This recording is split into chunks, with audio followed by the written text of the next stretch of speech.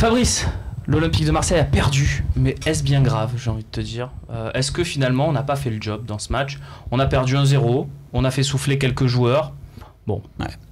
Ils sont pas partis pour ça. Je pense que dans la tête de Garcia, c'était quand même essayer de gagner ce match-là.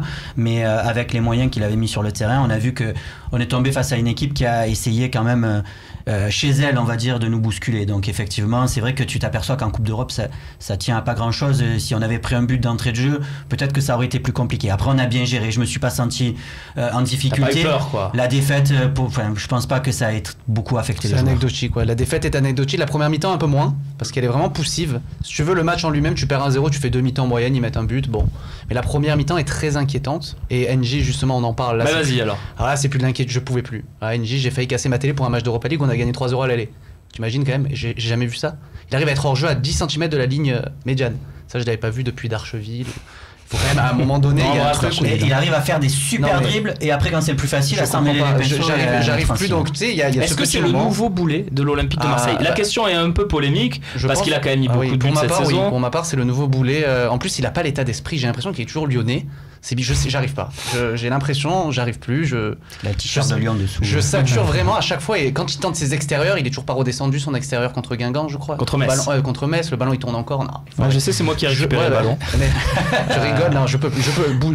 J'allais dire Bounassar, le pauvre. Alors que Bouna, pardon. Non, mais on disait ça sur Bounassar la saison dernière. dernière. Non, mais tu vois. Après, ça veut pas dire que je peux pas changer d'avis, justement, comme on a vu le précédent. Continue. Je peux continuer. Robin, est-ce que, comme Ludaz McFly, tu veux t'en séparer de Clinton NG? Oui. Ouais, il est pas dans le projet pour toi en aucun cas. Non. J'aimerais beaucoup m'en séparer au plus offrant et on le met comme ça, voilà. Non, j'arrive. Est-ce que tu suis ton poulain sur le dossier Clinton NJ? Moi, Clinton NJ, depuis qu'il est venu à l'Olympique de Marseille, je dis à tort et à qui veut l'entendre que c'est un joueur que je n'apprécie pas, ne serait-ce que pour sa mentalité. Je veux dire, je peux pas au fil des talks dire que je n'aime pas trop Payet, malgré qu'il ait une technique incroyable et qu'il fasse des passes D, etc. Mais parce que moi j'aime plus le profil Gustavo, j'aime plus le profil Thauvin, c'est-à-dire des joueurs qui ont la niaque, des joueurs qui se battent un peu à l'instar de Rami, qu'un Payet qui est un peu une diva. Alors il est très fort, il apporte énormément à l'OM, mais il me gonfle parce que moi j'aime ces joueurs de tempérament et NJ lui il a pas le talent de Payet. Donc c'est le même diva et il va pas au charbon, il a pas une attitude de gagneur et maintenant tu l'as précisé, cette année il a marqué quand même des buts importants en début de saison notamment. En début de saison, mais qui change d'air à la fin de la saison. Ça c'est comment ça s'appelle, c'est ce qui renvoie en fait, parce que j'ai jamais vu NG faire des déclarations en disant je m'en fous d'OM ou non, clairement, t'as raison, mais c'est plus l'attitude, c'est son body language. Exactement, c'est ça. C'est ce qui renvoie mais ce qui est important aussi parce que nous on est supporters de l'Olympique de Marseille, on suit le club et on a besoin de s'identifier aussi, c'est ça le football, sinon on passerait pas autant de temps à parler de football, on mettrait pas autant d'argent tous autant qu'on est dans le football s'il y avait pas ce truc là. Donc nouveau boulet, il faut en prendre tu dis nouveau boulet, je trouve ça un poil dur. C'est vrai que là sur le match de Braga il y est pas et on a senti qu'on était sur la limite, c'est-à-dire que là si tu fais jouer Clinton NG par définition, c'est que tu veux faire reposer Valère Germain, sinon tu le fais pas jouer, ou tu veux faire reposer Florian Thauvin. Oui.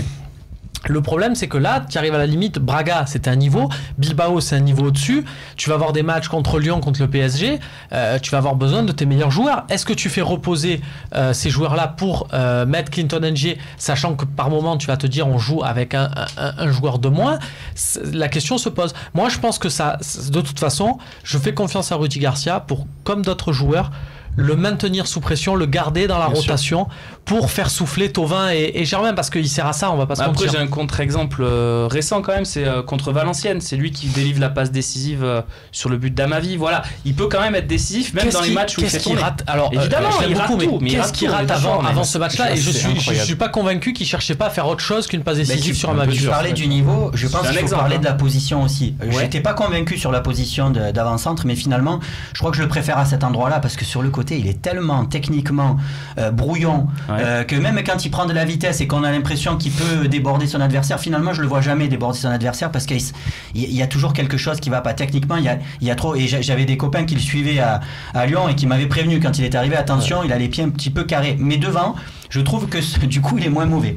Mais pour apporter une réponse à ta question, qui est Clinton NG est-il un boulet, je vais te dire que il n'est pas encore un boulet. à partir du moment où, sur tes 4 éléments offensifs, tu alignes des joueurs à toi qui t'apportent un plus. C'est-à-dire que si c'est pour te le mettre comme contre Braga, dans une formation où tu fais reposer et Thauvin et Payet, c'est pas difficile, c'est pas possible. Là, à ce moment-là, il est boulé. Parce que c'est pas Ocampos qui va en tirer le meilleur, c'est pas Germain devant. Par contre, si tu as Thauvin et qui fait reposer que ou Thauvin ou Payet, il faut qu'il ait Payet, voilà. Ouais. Il faut qu'il ait un grand frère en gros, parce que voilà, sinon exactement. il est complètement sur qui le jeu offensif repose. Parce qu'on était à la rue, t'as besoin d'un mec qui prenne le ballon, qui te fait monter le bloc, qui te fait respirer. Et c'est pas Clinton NG qui te fait respirer. Au-delà de ce que tu dis, moi c'est mon regard évidemment, et je peux me tromper, mais quand je vois les matchs de l'Olympique de Marseille, Ocampos, je me dis, alors lui pour le coup, body language, il est à fond, oui, Grinta, c'est les joueurs comme ça, non? Ouais, mais j'adore. Mais qu'est-ce qu'il est nul techniquement, c'est-à-dire si tu fusionnes comme dans Sangoku à l'époque, là, tu sais, Dragon Ball Z, tu fusionnes Payet et Ocampos, tiens Ronaldo. Il faut la touche de frein un peu, il va trop vite. Des fois, il faut qu'il freine avant de faire la passe. Qu'est-ce que c'est brouillon. Ça pue pas le foot. Il y a des joueurs qui puent le foot, mais alors lui, c'est pour ça que si tu mets Ocampos, NG en même temps sur la pelouse, Morgan Sanson qui techniquement n'est pas qui tente beaucoup de choses, c'est pas le leader technique, Morgan Sanson. T'as un déchet important. Et rajoutons quand même, je vais peut-être pas me faire que des amis, mais je le rajoute pour moi encore une fois, mais Maxime Lopez, quand je le mets dans l'équipe, c'est le jeune du Sérail, il est revenu à un niveau correct, mais bon, tu le vois pas suffisamment. Quand en plus il est avec NJ et Ocampos, il n'a pas été aidé sur les joueurs offensifs. C'est dur. Clairement, à des moments, je me demandais s'il était footballeur pro NJ hier soir. Tu te dis comment tu peux être hors jeu à 10 cm de la ligne médiane. Personne ne fait ça. Les hors jeux, ça a été compliqué. Et surtout que le gars va très vite. Si tu, à la limite, il est lent. C'est vrai qu'il pourrait partir de 2 mètres derrière. Le gars peut te mettre 2 mètres et il est 1 mètre avant toi. Donc t'as envie de lui dire, mais Clinton, qu'est-ce que tu fais? Moi j'ai envie de dire ça. Moi je disais, mais il répondait pas parce que c'était la télé.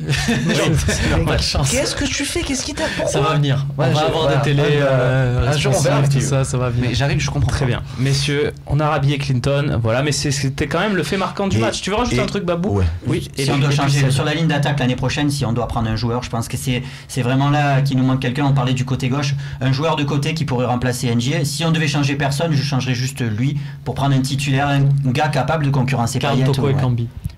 Est-ce qu'on est juste quand même d'accord pour dire que le véritable boulet de l'OM c'est Mitroglou ou pas forcément? C'est vrai qu'on l'a oublié un peu dans l'histoire. Non, même quand il joue pas, Mitroglou c'est le boulet. Ouais, qu'est-ce que vous voulez, c'est comme ça. C'est justement ça. On passe tout de suite à la partie suivante.